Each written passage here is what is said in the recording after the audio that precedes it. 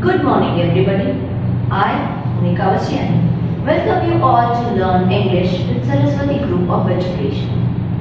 In the previous session, we have seen and we have done the revision of Chapter 1. As exams are approaching, we need to revise each and everything, right? So today we are going to revise Chapter 2, that is Rikki Tikki Tavi. Now, as you know, we have already gone through the explanation part, right? Rikki Tikki Tavi is the name of a mongoose, okay, which is adopted by a British family.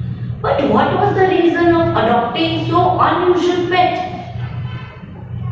Right? Not a dog, not a cat, not any bird, not a tortoise, which are the common pets. Why did the British family adopted a mongoose as a pet? Because in the home of the British family, the two cobras who were very dangerous, two snakes, okay, they had taken the residence. That means they had started living near the house or in the backyard of the house of the British family. So, the head of the family, who is the fat man, he thought that if we adopt a mongoose, then we will be protected by the mongoose from the snakes.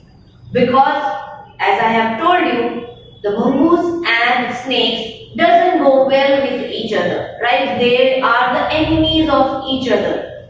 And most of the times, when they fight, mongoose wins. Right? So that is the reason the British family decided to get a mongoose as their pet. They adopted mongoose as a pet. The name of the mongoose was Rikki Tikki Tavi. Quite a long name, right? Yes, but it was named lovingly to the mongoose. Okay? And there were three members in the family.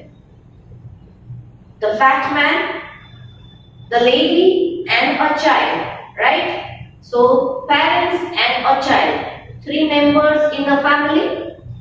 And while they were having their regular child, the mongoose was exploring the things in the house. It was the first day of Rikki Tikki Tavi in the house.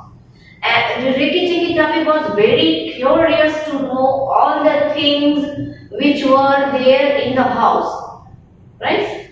So he started going on here and there and started exploring each corner of the house.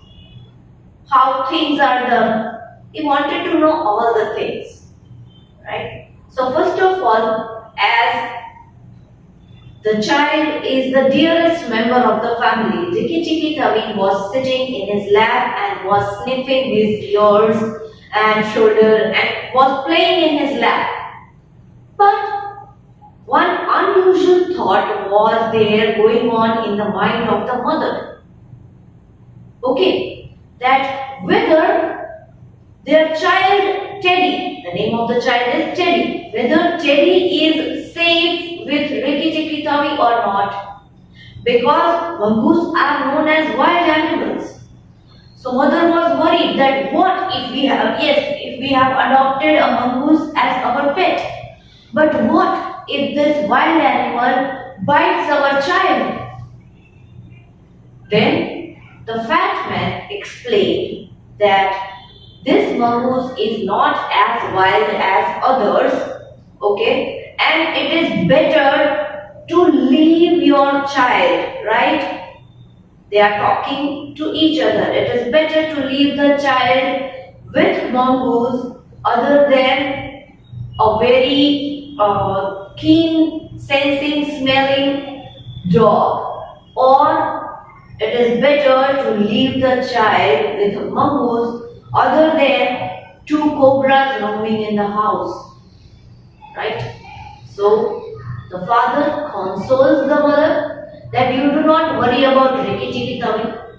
He is not going to bite Teddy and he is going to be an amazing partner, amazing companion for Teddy, right? Ricky Tikki Tavi is not going to be proved dangerous for Teddy, at least, not for the family members. Okay, Ricky Tikki Tavi is definitely dangerous for the snakes roaming around. Okay, so here one incident of bringing mongoose home as a pet is described. The other incident of exploring, when it is the first day of mongoose in the house, mongoose is curious to know all the things. So he starts exploring things, each and every corner of the house, each and every things, right? So that details are mentioned in the lesson. That how a mongoose is given a raw piece of meat which he likes so much to eat, and after finishing the meat, he goes to veranda, a place out of the house where he enjoys the sunlight. Okay, he explores each and every corner of the house. He went to bathroom also, where there was a bathtub kept. He almost drowned himself into the bathtub. Somehow he got out of the bathtub and then he goes into the veranda and sits into the sun, okay, and fluffs up, okay, shakes his body, fluffs up his fur to dry up to the roots of his fur with the sunlight. Okay, as he is heating up himself, the fur is getting dried, right? And he is running here, there, near the window, and he went to Teddy's room also, where all the toys were kept, all the things which are used by Teddy are kept. So Ricky Tikki Tavi is exploring the things. At last he goes to the man also, fat man also, and sat on his lap to see that how is he writing a letter, okay, how things are written, and he dipped his nose in the ink pot also, right? And when the big man was writing the letter, he had kept his cigar, okay, which was burning on the table. And while, as you know, that animals have tendency of sniffing the things, smelling the things, okay? So here also Ricky Tikki Tavi also climbs up to the table and goes near the cigar, burning cigar. So he burns up his nose with cigar, okay? So all such things are mentioned in the story, very funny. And at last, when the parents goes to the Ricky Tikki Tavi's and Teddy's room to find out that how are they going along with each other, or they have some disputes, they have some problems or not, but they find that there is no problem. Teddy was nicely sleeping on his bed and Ricky Tikki Tavi was lying near him. Okay, but Ricky Tikki Tavi was a restless companion. Okay, it did not have a calmness in himself. He wanted to find out each sound, that what did make the sound. So he kept on running to the window and started finding out that what is there that is making the sound. So he was a restless companion. Okay, it was not like that Teddy was sleeping and then the mongoose also went by his side and slept calmly. No, it did not happen like that. Okay, so all the incidents are mentioned very funnily, and it is a very entertaining story, right? Now, in this story, we have also learned grammar points, right? So the first grammar point which we had learned was auxiliary verbs. What are auxiliary verbs? Auxiliary verbs are the verbs which are known as helping verbs also. Okay? Helping verbs. Let us see in detail What is it trying to tell us, and which are the forms of helping verbs which we have learned in this chapter? So, as I said, we have learned 3 types of auxiliary verbs in this chapter. Those 3 types are to be forms, to have forms, and to do forms. Right? And what does this to be forms, to do forms, and to have forms do? Let us see. They help us and they support the main verb. Okay?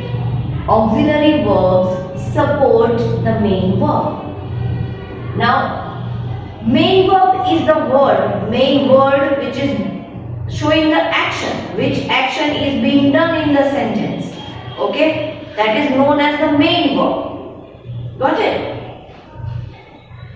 Auxiliary verb means helping verb. So they also help sometimes, and they also act as the main verb. When there is any other verb absent from the sentence, this helping verbs, to be forms or to do forms or to have forms, they act as main verb also sometimes, right? And they help to form questions. Auxiliary verbs helps to form questions. They come in front. That means they come in the beginning of the sentence and they help to form questions. They also shows time of the action done. Okay, when any action is done, they also help us to see the time, to find out the time of the action done. Now let us see the first one, that is to be forms. Which are the to be forms which we have learned? Okay, the first to be form which we had learned was is. Right? Is. Is means to be. Someone is there. That is. Someone or something is there. Being, the state of being. That means is. Is used with singular nouns or pronouns. Right? And is used in present tense. Then comes the turn of am.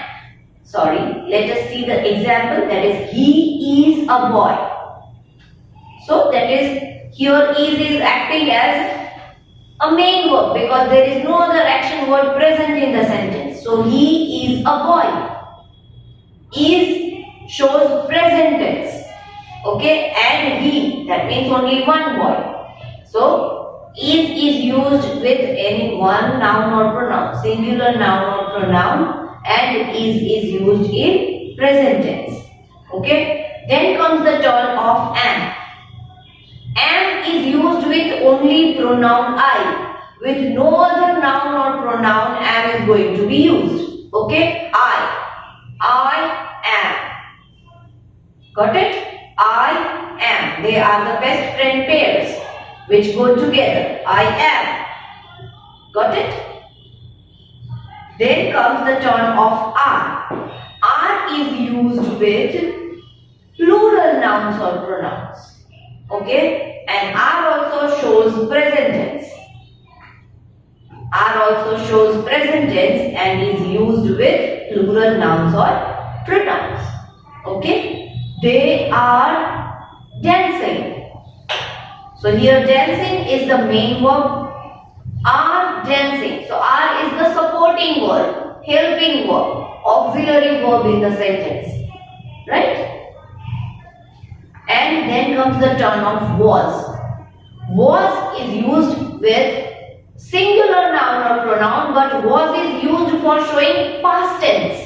Something which is done already in the past. Something which is over. Okay?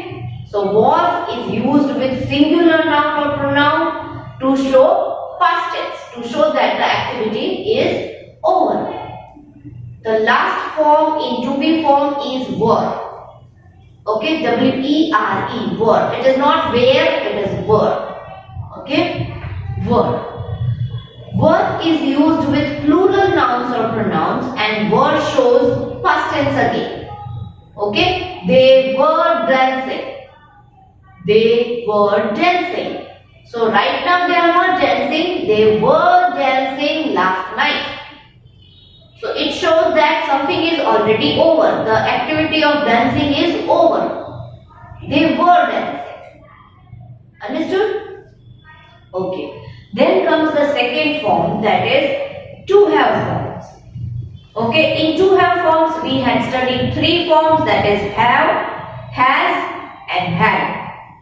From those three, have and has are present tense forms. Okay, they both are used with present tense. And had is the form which is used to show past tense. Got it? Okay.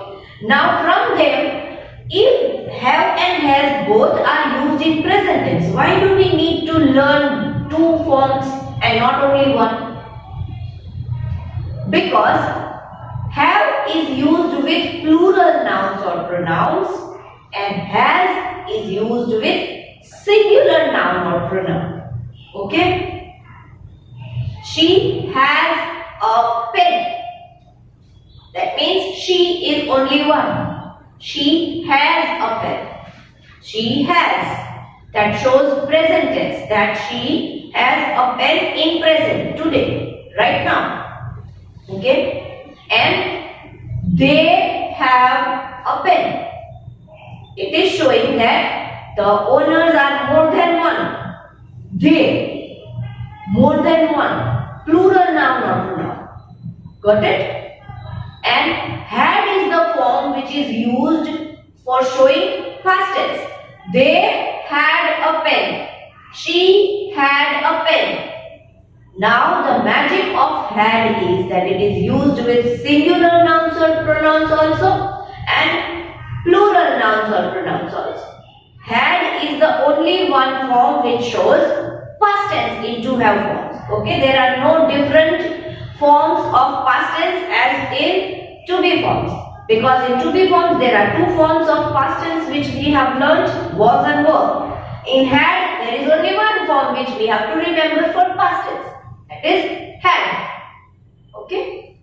Then comes the turn of to do forms. Now to do forms has more members in their group. Okay, that means more forms. How many forms did we study in to do forms? 5, right? Do, does, did, doing, done. Okay? Do you remember that? Now, where do we use do? Do is used with plural nouns or pronouns. And do is used with present tense to show that something is going on in present. Okay, something is being done in present. So, do, present tense used with plural nouns or pronouns. They do prayer in the morning. They do. We do prayer in the morning. Got it? Then comes the turn of does. Okay? Does is used with singular noun or pronoun. It shows present tense. Does shows present tense. She does prayer in the morning. Priya does prayer in the morning. Got it? Then comes the turn of did. Did is the only form to show past tense here. Okay? Past tense. So, simple past tense is shown by the word did, the form did. And did can be used with singular noun and pronoun also and plural noun and pronoun also. They did the prayer in the morning. She did the prayer in the morning. Okay? So with both of the forms, singular form also, singular nouns and pronouns also, and plural nouns and pronouns also, we can use did. Got it? Then comes the turn of doing. Doing shows that something is going on right now. Okay? ING form is participle form. Present participle. that you are going to study in the next grade, but I am just making you aware that it is known as present participle, doing. That means right now something is going on. She is doing the prayer. Now here doing becomes the main verb and it is one supporting verb, helping verb is presented in the sentence. She is the auxiliary verb, helping verb, and doing becomes the main verb here. So please make it clear in your mind, do not get confused. And it is obvious, if you are getting little bit confused, it is obvious. Don't worry about it. The clarification will come with the practice. Okay? Yes. So she is doing the prayer, and doing also we can use with both the things, singular nouns and pronouns and plural nouns and pronouns. She is doing the prayer, they are doing the prayer. The supporting verb will change. Okay, the helping verb will change according to the form of the noun, singular or plural. If it is only one, then we say she is doing the prayer. If it is more than one, then we can say they are doing the prayer. Got it? Then comes the turn of done. Done word shows that the activity is completed. Okay? And then we are describing something in the present day. She had done her work earlier. Okay? Or she has finished her work. That is showing, right? She has done her work earlier. They have done their projects earlier. They have done their work earlier. So done shows that something is completed previously and we are describing right now. Okay? So I hope all the forms are clear to you, and I wish that you watch this video lecture again so that if there is little confusion also in your mind, then it is clarified. Okay? Along with this video lecture, you are going to get a worksheet, and in that worksheet you will find the mixture of everything which is related to chapter 2. Okay?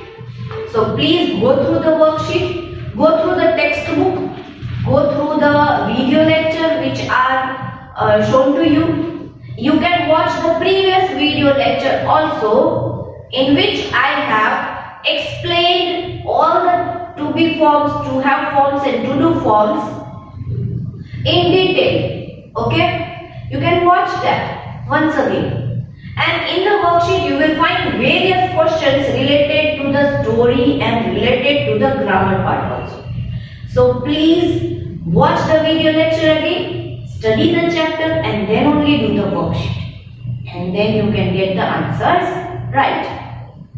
Now as you know, there are always two options of doing the worksheet.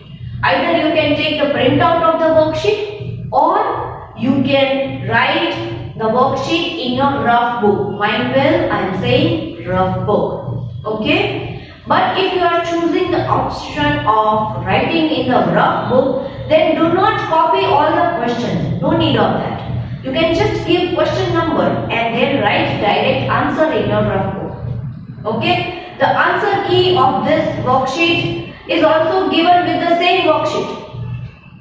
But it is not meaning that we have to see the answer key first.